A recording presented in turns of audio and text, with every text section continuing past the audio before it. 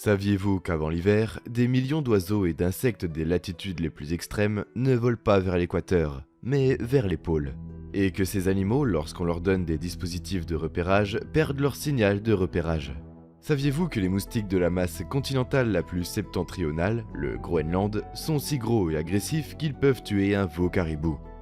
Et saviez-vous que des explorateurs du pôle sud ont rapporté qu'après une certaine latitude, les températures inférieures à zéro augmentent soudainement de façon spectaculaire, produisant des terres et des lacs verts et sans glace. Ces étranges preuves de régions plus chaudes indiquent toutes que les pôles nord et sud pourraient contenir des secrets, au-delà de l'idée du Père Noël. En fait, ils soutiennent une théorie sur la Terre que certains des géologues et astronomes les plus célèbres ont cru, que la Terre est un corps planétaire sphérique et spacieux, avec d'énormes cavernes de la taille d'un continent au fond de lui, et de grandes entrées à des kilomètres au pôle Nord et au pôle Sud. Ils disent que la Terre intérieure a de l'eau, des océans et de la luminosité, et qu'elle soutient non seulement les plantes et les animaux, mais la vie intelligente. Si cela ressemble à de l'hérésie, mettez de côté ce que vous pensez savoir, et nous vous montrerons les preuves, les scientifiques, les légendes et les témoignages derrière la théorie de la Terre intérieure, afin que vous puissiez voir pourquoi il s'agit de l'information la plus importante jamais cachée au grand public. Il se pourrait que des kilomètres sous vos pieds se trouvent les conditions idéales pour une Terre intérieure habitable et propice à la vie. Qui n'a pas appris que la gravité est ce qui fait tomber une pomme? Nous y croyons depuis environ 3 ou 400 ans, depuis qu'Isaac Newton l'a défini et sa relation avec la masse.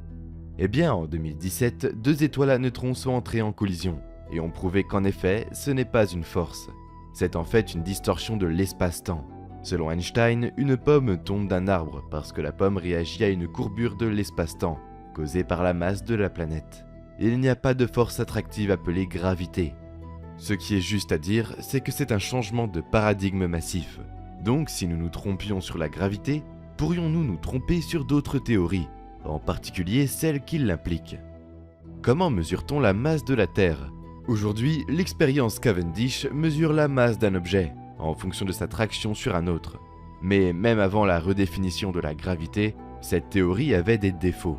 Les conditions gravitationnelles dans un laboratoire scientifique n'ont rien à voir avec l'espace des conditions, et la théorie suppose que chaque particule exerce une force fixe sur toutes les autres, excluant la possibilité très réelle que les particules proches de la surface d'une planète peuvent exercer une force supérieure à celle située au plus profond de celle-ci. Donc, si la gravité n'est plus une théorie valable et qu'elle est utilisée pour déterminer la masse, et que la masse de la Terre est surestimée, alors il s'ensuit que les masses de toutes les autres planètes du système solaire sont également surestimées. Si la Terre est caverneuse ou creuse, il en va de même pour toutes les autres planètes du système solaire. Certains des plus grands esprits scientifiques ont contesté la théorie d'une Terre dense. À peu près au même moment que Newton, géophysicien, mathématicien et astronome Edmond Halley, qui a prédit l'orbite de sa comète, a déclaré que les anomalies magnétiques de la Terre pourraient n'être que le résultat d'une composition différente. Il croyait que sous la croûte terrestre se trouvaient 2 coquilles épaisses et concentriques, et que chaque région avait potentiellement sa propre atmosphère, sa luminosité, et était peut-être même habitée. Si cette idée semble folle, regardez cette vidéo de la NASA, prise montrant le pôle Nord de Saturne, avec les champs contrarotatifs exacts décrits par Halley. Et dans cette rare vidéo de la NASA du pôle de Jupiter, vous pouvez compter jusqu'à 15 de ces cylindres contrarotatifs. Halley a également émis l'hypothèse que les pôles auraient accès à la Terre, et que les aurores boréales étaient le résultat de la lumière émanant de cette contre-rotation. Exactement comme dans les vidéos de ces autres planètes. Regardez attentivement cette vidéo de la NASA et vous verrez que l'aurore boréale semble clairement émaner d'un point sombre de la planète. Si vous superposez une carte sur la planète, c'est exactement au point du pôle sud. 100 ans plus tard, le mathématicien et physicien suisse Leonhard Euler, qui est toujours considéré comme l'un des plus grands mathématiciens de tous les temps, a également proposé que la Terre était complètement creuse, avec un soleil central au centre, similaire à ce que Halley a proposé, acceptant avec Halley que des trous au pôle Nord et Sud y donneraient accès. Le mathématicien le plus influent d'Allemagne, Johann Carl Friedrich Gauss, au début des années 1800, a déclaré « Toute l'histoire, la physique et la géographie de notre Terre pourraient s'expliquer par le fait que la Terre est une planète creuse, avec des entrées aux pôles. Naturellement, les images satellites des pôles vont réfuter cette folie, n'est-ce pas? Eh bien, il y a un problème. Les images et vidéos de pôles de la NASA sont rares.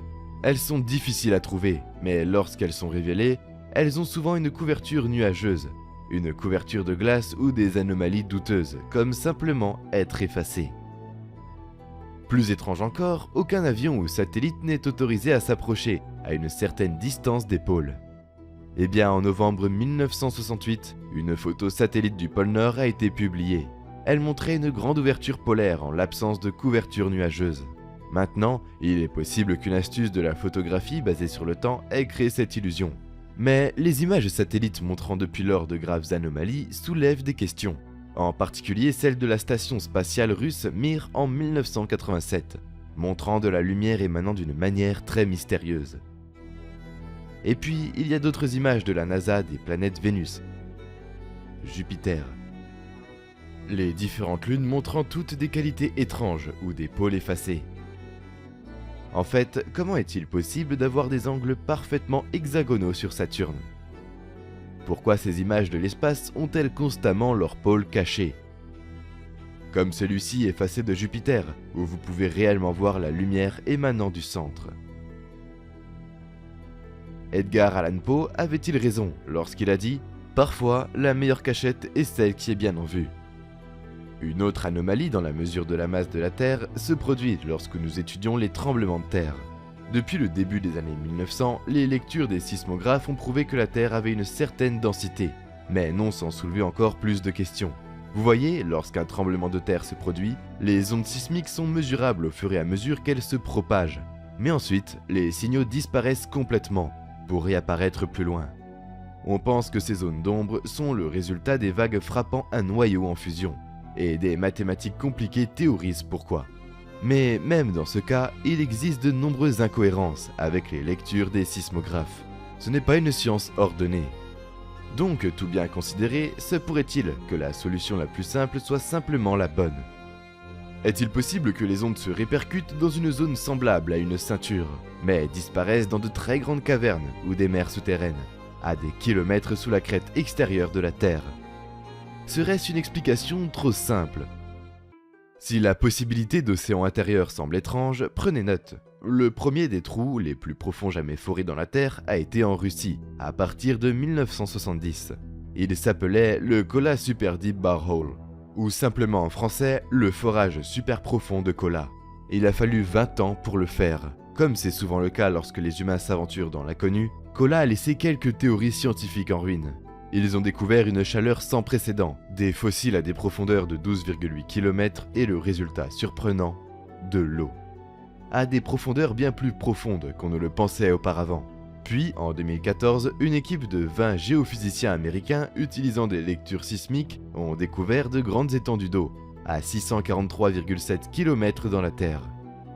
Ils ont conclu que la zone de transition du manteau, une couche rocheuse entre 400 et 700 km sur la surface de la Terre, pourrait contenir 3 fois la quantité d'eau des océans du monde. L'un des scientifiques de l'équipe a déclaré « C'est une preuve directe soutenant l'hypothèse que la Terre profonde contient beaucoup d'eau. La science moderne ne peut pas confirmer la structure physique de l'intérieur de la Terre comme un fait, et il y a beaucoup de questions sur la théorie existante. Par exemple, une planète en formation a une gravité nulle en son centre, de sorte que sa masse s'accumule là où les forces gravitationnelles et centrifuges sont équilibrées, créant une sphère avec des ouvertures en haut et en bas, comme un ouragan de matière dans l'espace, et non comme un corps solide. Ce flux énergétique, le torus, est un système auto-organisé dans la nature, où l'énergie se dilate et revient à elle-même. On le voit tous les jours dans un orage, un tourbillon, une tornade. C'est dans l'atome, la galaxie. Aucun de ceux-ci n'est un système dense. Considérons donc une autre possibilité. Pendant des millions d'années, la planète a succombé à une combinaison de forces chargées de la façonner. Chauffage, refroidissement, convection, sculpture par la lave, l'eau courante et les glaciers. Mais aussi les forces centrifuges, qui créent des espaces intérieurs dans une masse tournant sur un axe. Ces forces naturelles pourraient faire d'une planète plus un nid d'abeilles ou un fromage suisse qu'une roche parfaitement solide. Ainsi, les modèles actuels de l'intérieur de la Terre ne sont pas des faits, ce sont des théories. En attendant, regardez les faits que vous connaissez. Chaque continent possède de vastes réseaux caverneux, comme la grotte de Sandong au Vietnam, avec ses jungles, ses rivières et son espace pour accueillir un gratte-ciel de 40 étages. Et il y a la grotte Mammouth dans le Kentucky, aux États-Unis, qui est encore plus longue que les 643 km qui ont été explorés jusqu'à présent. Qui dit que ces espaces naturels spectaculaires ne se trouvent pas à des profondeurs plus profondes. Selon les lois de la physique, les espaces vides ne sont pas naturels par nature. Les grottes ont donc leurs propres écosystèmes et plans d'eau, vie végétale et vie animale. S'ils s'étendent profondément dans la Terre, la vie la remplira toujours. Même les profondeurs les plus inhospitalières de l'océan abritent des formes de vie et des créatures qui sont adaptées à l'obscurité en créant leur propre luminosité. Comme disait Aristote, la nature a horreur du vide. Partout où il y a un vide, l'univers cherche à le combler.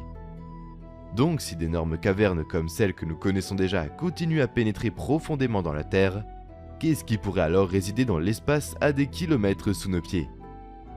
Lorsqu'il nous est interdit de survoler ou de voir les pôles, et qu'il nous est interdit d'explorer des grottes sans permis ou guide assigné, comment pourrions-nous savoir ce qui existe dans la Terre intérieure ?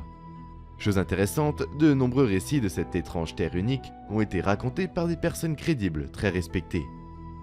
Mais d'abord, regardons l'histoire.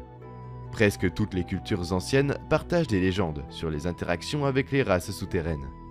De toute évidence, certaines d'entre elles sont considérées comme un purgatoire pour les pêcheurs, des tentatives pour dissuader les gens de commettre des actes répréhensibles. Mais d'autres légendes, celles d'Agartha avec ses villes, Shambhala et Potala, ont des ressemblances frappantes. Quel que soit le continent dont elles sont originaires, dans toutes les légendes, ces civilisations parlent de deux êtres.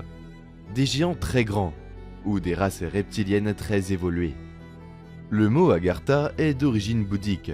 Les vrais bouddhistes croient ardemment en cet empire souterrain qui, selon eux, compte des millions d'habitants et de nombreuses villes, dont la capitale Shambhala, où habite un souverain suprême.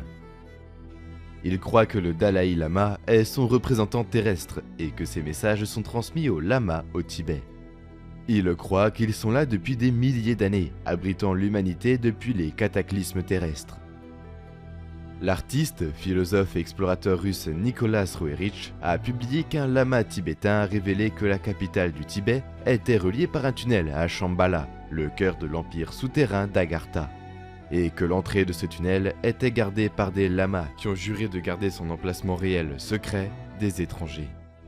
Ceux qui sont conduits à ce passage souterrain voyagent profondément dans la terre, à travers des zones où elle devient si étroite qu'il peut être difficile de la traverser. Selon les Tibétains, Shambhala était un lieu physique, mais qui a aussi une nature éthérée.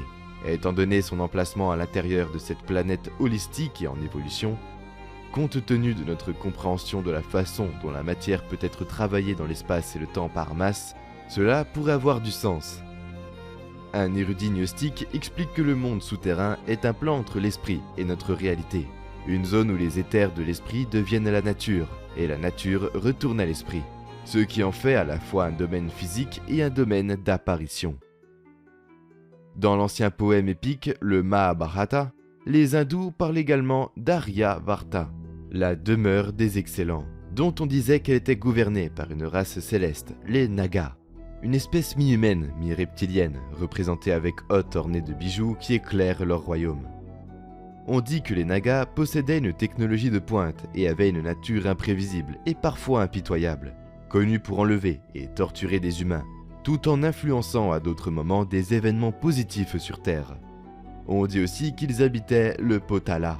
Ce n'est peut-être pas une coïncidence alors, si le nom du palais où les lamas gardent les entrées des tunnels est le palais du Potala. Cela soulève également des questions sur la motivation du gouvernement chinois, lorsqu'il a violemment renversé les dirigeants pacifiques du Tibet dans les années 1950 lors d'un coup d'État qui a peut-être coûté jusqu'à 1 million de vies tibétaines. Une autre épopée indienne, le Ramayana, raconte l'histoire du grand avatar Rama, un émissaire à la peau bleue d'Agartha, arrivé dans un véhicule aérien. Ces véhicules aériens s'appelaient Vimanas, ce qui signifie une voiture ou un char des dieux, transportant son occupant dans les airs. Étrangement, les dirigeables volants sont restés une partie intégrante de toutes les histoires de la Terre intérieure, dans chacune d'entre elles. En Afrique, on croyait qu'un tunnel similaire reliait les chambres secrètes à la base de la pyramide de Gizeh au monde souterrain, par lequel les pharaons établissaient le contact avec les dieux des enfers. Les divinités égyptiennes antiques telles que Ra, Thoth et Anubis avaient des qualités différentes des humains.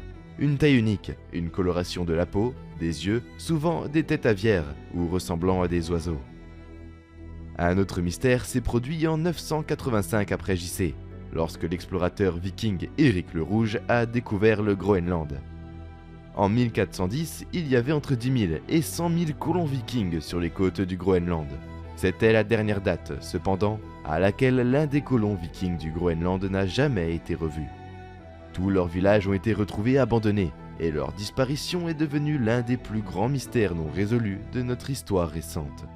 Autrement dit, à moins que vous ne demandiez aux autochtones du Groenland, les Inuits, selon ces Esquimaux, les hommes blancs se sont soudainement dirigés vers le nord, vers un pays des merveilles, que les indigènes connaissaient depuis longtemps. Ils l'appellent la terre de l'été sans fin, riche de végétation et de gibier. Selon leur légende, ces colons ont été attirés vers une terre de bonheur éternel, à l'intérieur du ventre protecteur de la terre. Au XIIe siècle, une histoire inhabituelle d'être de la pègre est apparue dans le Suffolk en Angleterre, et fait toujours partie de l'histoire de la ville aujourd'hui. Les enfants de Woolpit. Les moissonneurs de la région ont un jour découvert deux petits enfants qui avaient la peau d'une teinte vert pâle et qui parlaient une langue inconnue. Et bien qu'affamés, ne mangeaient que des haricots crus. Le garçon mourut bientôt, mais après de nombreuses années d'acclimatation, la fille survivante expliqua finalement qu'elle et son frère étaient venus d'une terre souterraine, où le soleil ne se montrait jamais, et où la lumière ressemblait plus au crépuscule, disant qu'ils s'étaient perdus quand ils ont suivi leur bétail dans une grotte, émergeant finalement dans le paysage lumineux. Dans le livre de 1908, The Smoky God, Willis George Emerson, raconte l'histoire de l'incroyable voyage d'Olaf Jansen à Agartha et des 2 années qu'il y a passées avec son père. Jansen et son père voyageaient dans leur petit bateau de pêche pour tenter de trouver la terre au-delà du vent du nord, lorsqu'une tempête de vent les a emportés à travers une ouverture polaire à l'intérieur de la Terre. Là, ils ont rencontré ce qu'il a appelé la race des aînés, des géants amicaux, intelligents et longilignes de 3,5 mètres. Il a dit plus tard qu'ils étaient capables de grandir dans ce champ d'énergie électrique unique, qui était toujours là, à l'intérieur de la Terre, et que ces géants pouvaient vivre jusqu'à 800 ans. Jansen a décrit le monde intérieur comme chaud, s'il pleuvait une fois par jour et était rempli d'air électrique hautement chargé. Il y a une densité dans l'atmosphère, a-t-il dit, et c'est ce qui, selon lui, a conduit à l'immense végétation qui s'y trouve. Le titre du livre, Smoky God, fait référence au soleil rougeoyant et enfumé du monde intérieur. Le plus intéressant était son explication de ces objets volants rapides et silencieux sur lesquels ils chevauchaient. Il a dit qu'ils avaient des roues tournantes en forme d'éventail qui détruisaient la pression atmosphérique, ou ce qu'il appelait la gravitation. Et cette force les empêchait de tomber d'un côté ou de l'autre. Après avoir passé 2 ans avec ces êtres à Agartha, Olaf et son père ont tenté de revenir à l'ouverture. Sur le chemin du retour, cependant, son père a perdu la vie lorsqu'un iceberg a détruit leur bateau. Jansen a ensuite été sauvé par des pêcheurs. Mais lorsqu'il a partagé son incroyable histoire, ils l'ont placé dans une maison de fous pour aliéner Manteau, où malheureusement il est resté pendant 28 ans. Ce n'est qu'à l'âge de 90 ans qu'il a partagé l'histoire du voyage de sa vie avec Emerson, lui donnant des cartes de l'intérieur de la Terre, ainsi que le manuscrit de ses expériences. À peu près à la même époque, en 1895, le lauréat du prix Nobel et explorateur norvégien, le docteur Fridtjof Nansen, entreprit une expédition pour atteindre le pôle Nord. Nansen a complètement perdu ses repères, admettant qu'il ne pouvait pas identifier la terre mystérieuse qu'il avait trouvée et que les terres marquées sur la carte de l'un des explorateurs les plus connus n'existaient tout simplement pas. Il y a eu beaucoup de choses inhabituelles, Notant qu'après un froid glacial, soudainement, la température a commencé à augmenter, et il est même devenu insupportablement chaud. Il n'a jamais été précisé où Nansen était exactement, mais comme le dit l'expression, il n'était plus au Kansas. Au plus profond de la jungle amazonienne, les anciens Indiens Makushi sont restés isolés des civilisations avancées jusqu'à très récemment. On dit qu'ils sont les gardiens d'une entrée vers la terre intérieure. Et ils décrivent le voyage et les êtres avec des détails saisissants. Ils disent que pendant 15 jours, vous devez traverser des cavernes jusqu'à ce que des boules de lumière vive et des disques indécents apparaissent à l'intérieur de la Terre. Là, une civilisation d'êtres très grands, entre 3 et 4 mètres, vit à l'intérieur d'un écosystème de végétation luxuriante. Cette culture primitive décrit également comment ils rencontrent de la roche en fusion à de grandes profondeurs. Sans aucune éducation moderne, comment pourraient-ils connaître de tels détails, à moins qu'il y ait une part de vérité dans leur histoire? Après la Première Guerre mondiale, un groupe d'occultistes allemands a fondé The Thule Society pour poursuivre les sciences paranormales. Ils ont rendu publiques les légendes tibétaines sur les ouvertures dans la Terre, et ils sont devenus obsédés par la recherche de ces entrées, des émissaires allemands visitant même le Tibet. Ce groupe a ensuite approuvé ce qui est devenu les nazis. Alors que le Troisième Reich gagnait en supériorité militaire et en domination géographique, Hitler ordonna à une équipe de chercheurs de trouver une ouverture de la terre intérieure en Antarctique. Plus tard, un U-boat allemand, commandé par Heinrich Beran, a affirmé avoir atteint l'intérieur de la Terre, et a même déclaré qu'il ne voulait pas revenir, ajoutant « La Terre est en fait creuse ». Un schéma d'Agartha a ensuite été dessiné par un scientifique allemand en 1935, en corroboration avec le navigateur U-boat. Ces histoires sont étayées par des cartes réalisées pour la National Geographic Society en 1966, par le célèbre cartographe Heinrich Beran. Sur cette carte, l'Antarctique peut être observée sans son épaisse couche de glace. Mais le détail le plus intéressant sur la carte sont les passages sous-marins, s'étendant sur tout le continent, qui semblent converger à l'emplacement exact, identifié comme l'ouverture vers la terre intérieure. Et puis, il y a la partie troublante de cette légende. Hitler et nombre de ses sbires ont fui l'Allemagne dans les derniers jours de la Seconde Guerre mondiale et se sont enfuis en Antarctique, où ils se seraient échappés à l'intérieur de la Terre. Car c'est après la guerre que les Alliés ont découvert que plus de 2000 scientifiques allemands et italiens, ainsi que près d'1 million de personnes, avaient disparu. Selon la Hollow Earth Research Society au Canada, ou la Société de recherche sur la Terre creuse en français, toute cette culture y réside toujours. Bien sûr, ils n'étaient pas tous nazis, mais pour les coupables de crimes de guerre odieux, une puissance supérieure devra administrer la justice. Aucune enquête sur la Terre intérieure n'est complète sans l'histoire unique racontée par l'aviateur américain pionnier, l'amiral Richard Byrd Jr., qui a mené de nombreuses expéditions aux deux pôles et a écrit des journaux détaillés sur ses voyages.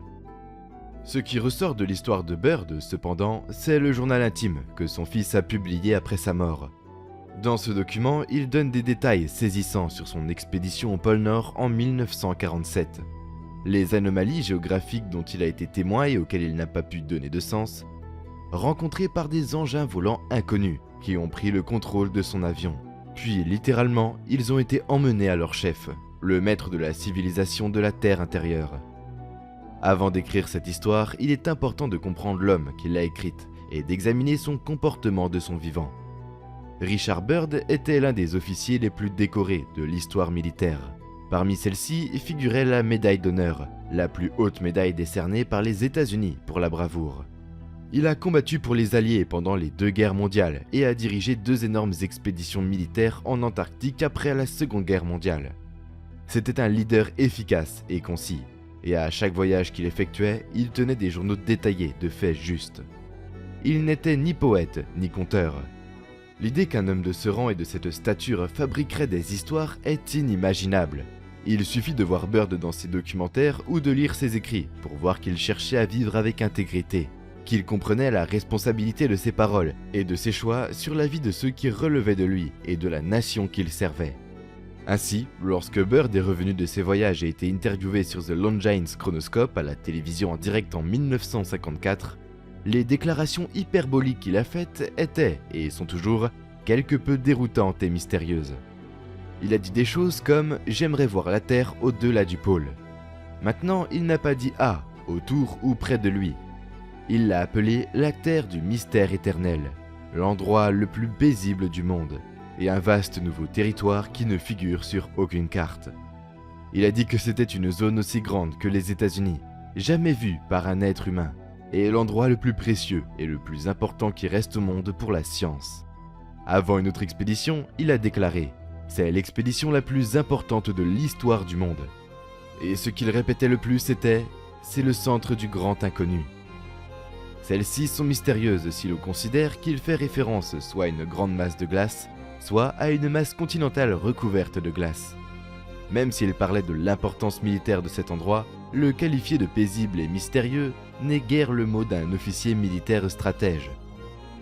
Nous devons donc conclure qu'en tant que l'un des chefs militaires les plus haut gradés du pays, il a également juré de garder le secret. Ces déclarations soulèvent la question. Byrd a-t-il respecté son vœu de secret pour la sécurité nationale, tout en étant juste assez véridique pour partager des informations qui lui permettraient de respecter ses principes d'intégrité? En février 1947, Byrd, l'homme qui a le plus fait pour faire du pôle Nord une zone connue, a fait la déclaration suivante. « J'aimerais voir la Terre au-delà du pôle, le centre du grand inconnu. » Des millions de personnes lisent cette déclaration dans leurs journaux ou l'entendent à la radio. Ont-ils regardé leur globe? De quelle terre parlait-il? Si vous regardez la carte, calculez la distance de toutes les terres connues à proximité, et aucune d'entre elles ne se trouve à moins de 322 km du pôle. En fait, Byrd lui-même l'a appelé « aucune terre connue », qu'après 2736 km, il a dit qu'il n'en avait pas atteint la fin. Il aurait dû retourner à la civilisation, n'est-ce pas?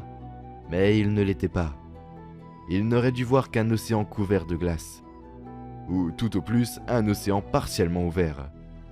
Au lieu de cela, il survolait des zones verdoyantes, y compris des lacs et des montagnes. Il a déjà été publié qu'il avait découvert 2 zones terrestres inconnues, mesurant un total de 6437 km de diamètre. Et pourtant, au lieu de recevoir une notoriété comme Christophe Colomb, son histoire a disparu. Byrd essayait-il de dire ce qu'il savait sans le révéler carrément? Est-ce que quelqu'un faisait attention? Pour ajouter à cette confusion, en 1956, le rédacteur en chef du Flying Saucer Magazine, Ray Palmer, écrivit un article détaillé sur les découvertes de Byrd. Cependant, alors que le numéro se dirigeait vers l'impression, ils ont mystérieusement disparu. Et étrangement, les plaques d'impression étaient retrouvées gravement endommagées, de sorte qu'une réimpression n'a pas pu être effectuée. D'autres faits indiscutables intéressants à propos de l'époque étaient que, jusqu'à présent, quelques livres avaient été publiés sur le pôle Nord ayant des entrées dans la Terre. Une autre chose était que Byrd a été accusé de mentir, dans le but de recevoir le crédit d'être la première personne au pôle Nord, une accusation qui semble quelque peu incompatible avec un homme de son caractère.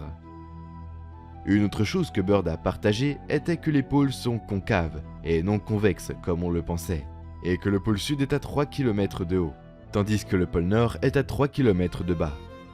Il était bien documenté qu'il y avait un grand pic de température alors qu'il s'approchait du pôle. Mais l'un des plus grands mystères impliquant Byrd s'est peut-être produit juste après la Seconde Guerre mondiale, avec l'opération High Jump. Alors qu'il était dit à l'époque qu'il s'agissait d'une expédition en Antarctique pour trouver du charbon et d'autres ressources, cette histoire s'est ensuite transformée en formation de personnel militaire et établissement d'une base de recherche. En attendant, vous ne pouvez pas vous empêcher de vous demander pourquoi l'une ou l'autre mission nécessiterait 33 avions, 13 navires de la marine et près de 5000 soldats, et entraînerait mystérieusement des pertes de vie. Des fuites ont révélé plus tard que la véritable mission était de récupérer les dirigeants nazis disparus de leur refuge en Antarctique. Mais Byrd a écouté la mission de 8 mois après ce que la presse chilienne a rapporté, comme des problèmes avec de nombreux morts. Bien que l'événement ait été clairement minimisé aux États-Unis. Suite à une évacuation assistée par l'armée, la force est revenue. Leurs histoires ont immédiatement été classées comme top secret. Mais des fuites inévitables ont révélé qu'il y avait eu des attaques par des dirigeables en forme de soucoupe très avancées. Le secrétaire de la Défense, James Forrestal, a commencé à parler. Le président Truman l'a forcé à démissionner et il a rapidement été emmené au service psychiatrique de l'hôpital naval de Bethesda, où il a été empêché de voir ou de parler à qui que ce soit, y compris sa propre femme. Lorsque cet homme de haut rang a été retrouvé mort, bien sûr, il a été jugé qu'il s'agissait d'un suicide, à affaire classée. Une autre chose étrange est qu'en 1947, suite à la fin soudaine de son expédition militaire, Byrd s'est entretenu avec un journaliste du journal chilien El Mercurio, et il lui dit qu'il ne voulait effrayer personne outre mesure, mais que c'était une réalité amère que dans le cas d'une nouvelle guerre, le continent américain serait attaqué par des objets volants qui pourraient voler d'un pôle à l'autre à des vitesses incroyables. C'est là qu'intervient le journal posthume de Byrd. Bien qu'il soit resté fidèlement silencieux, bien que mystérieux, peu de temps après sa mort, son fils a publié son journal pour révéler un récit très différent de ce qui avait été dit au public. Cela commençait ainsi. Je dois écrire ce journal dans le secret et l'obscurité. Il s'agit de mon vol arctique du 19 février de l'année 1947. Il arrive un moment où la rationalité des hommes doit s'effacer et il faut accepter l'indisponibilité de la vérité. Je ne suis pas libre de divulguer la documentation suivante au moment d'écrire ces lignes. Peut-être qu'elle ne verra jamais la lumière de l'examen public. Mais je dois faire mon devoir ici, pour que tous le lisent un jour. J'espère que la cupidité et l'exploitation de certains membres de l'humanité ne peuvent plus supprimer ce qui est la vérité. Byrd a ensuite continué à dévoiler une photo que nous n'avions pas imaginée dans ce journal. Il a dit qu'il avait parcouru 2736 km au cours de ce voyage, et qu'il avait été tellement surpris lorsque la glace en dessous a cédé la place à des forêts verdoyantes, des lacs, des rivières et des montagnes. Il a vu la vie animale et, à sa grande consternation, s'est rendu compte qu'il regardait un grand mammouth qui ressemblait à ceux d'aujourd'hui disparus. Il a noté que tout avait une couleur unique et inexplicable. Et soudain, il a réalisé, sous le choc, qu'il y avait une sorte de véhicule spatial volant à côté de lui. Ils l'ont escorté et il a vu une ville entière et a atterri en toute sécurité, malgré le fait qu'il n'avait aucun contrôle sur son avion. Une fois sur place, il fut gracieusement accueilli par des civils. Ils appelèrent cet endroit Agartha. La consternation de Byrd à son arrivée est claire. Lui et son équipe ont ensuite été emmenés pour rencontrer ce qu'on leur a dit être le souverain d'Agartha, le maître qu'il a décrit comme délicat et ancien. On leur a dit qu'ils avaient été autorisés à entrer malgré ces barrières invisibles, en raison de son caractère moral et éthique élevé. Le dirigeant a poursuivi en disant que depuis que les États-Unis avaient largué des bombes atomiques sur Hiroshima et Nagasaki, leur race était très préoccupée par la sécurité des humains et la survie de la planète. Quand ils sont intervenus, cependant, leur engin avait été attaqué par nos militaires et Byrd a été invité à partager ce message et cet avertissement à la civilisation. Leurs hôtes les ont ensuite guidés vers leur avion et vers le monde extérieur. En conclusion, Byrd a déclaré avoir informé le Pentagone de son message du maître, avoir été interrogé attentivement par les Top Security Force et une équipe médicale afin de garder le silence sur tout ce qu'il a appris au nom de l'humanité. Incroyable était le seul adjectif qu'il trouvait pour qualifier cela. Il a conclu « On me rappelle que je suis un militaire et que je dois obéir aux ordres ». 10 ans plus tard, il écrivit une dernière entrée. Ces dernières années écoulées depuis 1947 n'ont pas été tendres. Je dois dire que j'ai fidèlement gardé cette affaire secrète, comme indiqué toutes ces années. Cela a été complètement contraire à mes valeurs de droit moral. Maintenant, il me semble sentir la longue nuit venir, et ce secret ne mourra pas avec moi. Mais comme toute vérité mourra, elle triomphera, et ainsi de suite. Cela peut être le seul espoir pour l'humanité. J'ai vu la vérité, et cela a vivifié mon esprit et m'a libéré. J'ai fait mon devoir envers le monstrueux complexe militaro-industriel. Maintenant, la longue nuit commence à approcher, mais il n'y aura pas de fin. Tout comme la longue nuit de l'Arctique se termine, le brillant soleil de la vérité reviendra. Et ceux qui sont dans les ténèbres tomberont dans sa lumière. Car j'ai vu cette terre au-delà du pôle, ce centre du grand inconnu. Inutile de dire que c'est une histoire extraordinaire d'un homme extraordinaire. Le propre fils de Byrd publierait-il de fausses informations qui diffameraient son père bien-aimé? Ou Byrd lui-même a-t-il falsifié toute cette histoire afin de faire une blague cruelle sur sa vie et son héritage? Que vous croyez ou non à cette histoire, son influence, sa stature morale et sa valeur peuvent difficilement être discutées. Le professeur d'ésotérisme tibétain Djwhal Khul, ou Deka, au cours de sa vie, a transmis des informations de son emplacement au Tibet à Alice Bailey, aux États-Unis, qu'il a ensuite rencontré personnellement. Même après sa mort, Bailey a continué à recevoir des informations de cet enseignant spirituel éclairé, appelé le messager des maîtres, engagé au service mondial dans la guérison de l'humanité. Deka a confirmé que Bird s'était effectivement rendu sur la Terre intérieure comme il le prétendait, qu'il y avait un soleil là-dedans, mais pas comme notre soleil extérieur. Il a dit que l'aurore boréale n'était pas causée par cela, mais par une source de lumière différente, et que les ouvertures des pôles étaient très larges, et que les navires et les avions pouvaient y voler. Cependant, le champ énergétique encore inconnu le camouflera et le protégera naturellement. Il a confirmé qu'il y avait des entrées vers la terre intérieure en Égypte, au Tibet et au Yucatan. Et a également ajouté qu'il y avait d'autres entrées dans le triangle des Bermudes, en Union soviétique et en Afrique. Il a dit qu'il y avait différentes races dans la terre intérieure, tout comme à la surface, et certaines d'entre elles assez grandes. Il a également confirmé que le gouvernement américain et d'autres pays sont conscients de la terre intérieure, et dissimulent le fait car ce sont des ovnis et des extraterrestres. Un autre homme, Dallas Thompson, est apparu sur Coast to Coast Radio. Il était un entraîneur personnel en Californie qui, lors d'une expérience de mort imminente hors du corps, a eu des révélations sur la Terre intérieure. Après son rétablissement, il est devenu un chercheur passionné dans l'intention de trouver et de parcourir le trou dans lequel Bird aurait pénétré au pôle Nord. En 2003, après des mois de planification, il a mystérieusement disparu. Enfin, le lanceur d'alerte le plus notable du programme spatial secret, Corey Goode, a donné des détails cohérents et détaillés sur la Terre intérieure. Parmi ces informations, il y a une énorme population vivant actuellement en Antarctique, que les États-Unis ne sont pas le seul pays à avoir créé des bases souterraines habitées par des milliers de personnes. Corey Goode a partagé que les Mayas n'ont pas été vaincus, mais en fait se sont retirés dans la Terre intérieure. Il prétend que les Mayas ont des embarcations qui semblent être de la roche, mais elles ressemblent à de longs cigares de forme cylindrique. La description de Goode de l'engin Maya n'est pas sans rappeler celle-ci, qui est entrée dans notre système solaire depuis une galaxie lointaine, il n'y a pas si longtemps, et a depuis été enregistrée comme accélérant. Il note également qu'il y a beaucoup de gens qui canalisent ce qu'ils croient être des Pléiadiens. Mais ce sont en fait des êtres de la Terre intérieure, protégeant leur emplacement en prétendant être hors de la planète.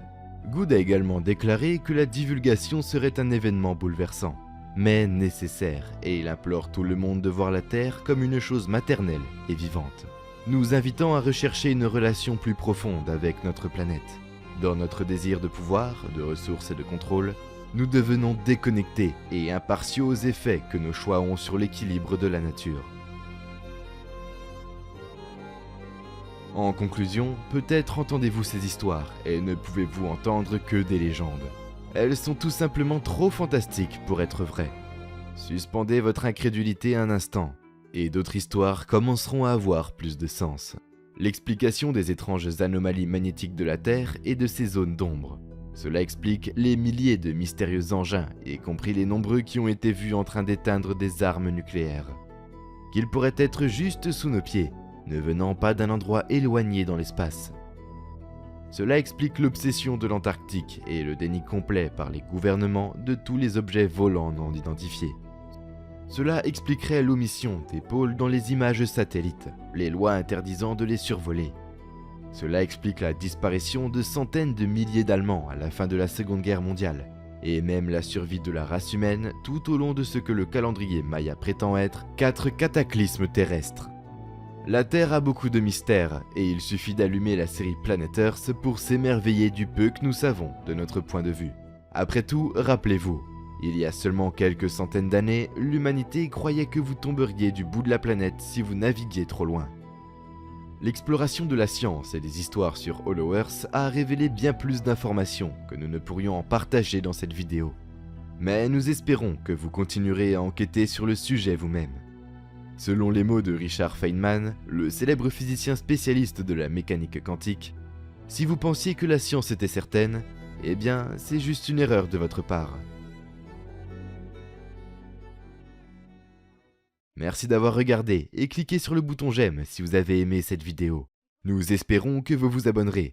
Et si vous souhaitez être informé des prochaines vidéos, appuyez simplement sur le bouton de la cloche.